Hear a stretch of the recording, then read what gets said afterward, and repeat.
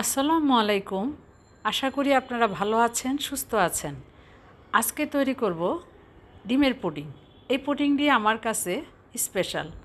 অনেকে অনেকভাবে তৈরি করে এবং আমিও অনেকভাবে তৈরি করি, তবে এটি আমার কাছে মনে হয় স্পেশাল এবং খেতেও খুব ভালো লাগে। এটি তৈরি করতে লাগবে 1 কাপ চিনি, 8টি ডিম এবং মিষ্টি নিয়েছি আমি। যে যেরকম পারেন মিষ্টি নিতে পারেন।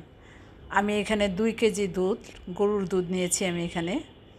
সেটাকে জাল দিয়ে আমি ঘন করে নেব। 1 কেজি পরিমাণ হয়ে গেলে আমি সেটাকে 1 কাপ চিনি দিয়ে 5 মিনিট জাল দিব, তারপর নামিয়ে নিব। এবার ক্যারামেলের জন্য 1 টেবিল চামচ ঘি এবং চিনি অ্যাড করব এবং সেটা কম হিটে নেড়ে চেড়ে ক্যারামেল তৈরি করব। আমার ক্যারামেল তৈরি হয়ে গেল। ডিমগুলো এক এক করে ভেঙে নিব এবং ডিমে আমি একটু এলাচ গুঁড়া ব্যবহার করব, যাতে ডিমের গন্ধটা না থাকে, সুন্দর একটা ফ্লেভার আসে। এবার ভালো করে ফেটিয়ে নিব। এবার দুধগুলো আমি একটু ছেঁকে দিব, যাতে সরগুলো সেখানে মিশে না যায়। এবার আবার ভালো করে ফেটাবো। ডিম এবং দুধ ফেটানো হয়ে গেলে আমি সেই ক্যারামেল করা বাটিতে ছেঁকে দিব। এবার এক এক করে আমি মিষ্টিগুলো ছেড়ে দিব। এবার 5 মিনিট রেস্টে রেখে অন্যদিকে একটি হাঁড়িতে আমি গরম পানি করব।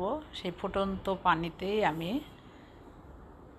পুডিংয়ের বাটিটি বসিয়ে দিব, তারপর ঢাকনা দিয়ে দিব। এটি একটি বড় পুডিং ছিল বলে প্রায় 1 ঘন্টা লাগবে এটা। আর যদি 1 কেজি দুধে বা 4টা ডিম দিয়ে করেন, সেক্ষেত্রে 40 মিনিটেই হয়ে যাবে। এবার পুডিংটা হয়ে গেলে উপর করে ঢেলে দিব। তৈরি হয়ে গেল আমার স্পেশাল পুডিং। আশা করি আপনারা এই পুডিংটি বানিয়ে খাবেন। অন্যান্য পুডিংয়ের চেয়ে এটি সত্যি একটু অন্যরকম লাগবে। এই ভিন্নতার কারণেই আমি এই পুডিংটিকে বলছি স্পেশাল পুডিং।